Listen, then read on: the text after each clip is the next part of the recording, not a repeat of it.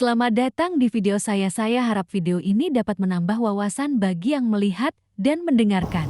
Assalamualaikum warahmatullahi wabarakatuh. Perkenalkan, nama saya Rozilusya Putri. Saya mahasiswi Akademi Kebidanan Pasaman Barat dengan nomor NIM 2101545. Di sini saya akan membuat tugas video dengan mata kuliah Asuhan Kebidanan Persalinan dan Bayi Baru Lahir dengan materi yang pertama anatomi tengkorak kepala, yang kedua mekanisme persalinan, dan yang ketiga anatomi organ reproduksi wanita dengan dosen pengampu Ibu Armita Sri Azhari SSTM Kes.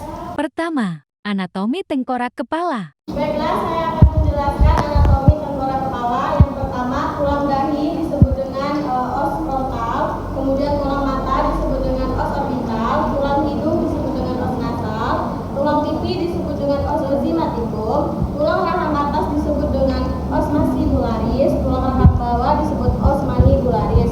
Pada belakang telinga ini disebut dengan os tempora, kemudian pada bagian belakang kepala ini disebut dengan os siput. Kemudian di sini ada ubun-ubun kecil, lalu ada ubun-ubun besar. Di sini disebut dengan sagittalis sutura, kemudian pada sini disebut dengan frontal sutura. Kedua, mekanisme persalinan.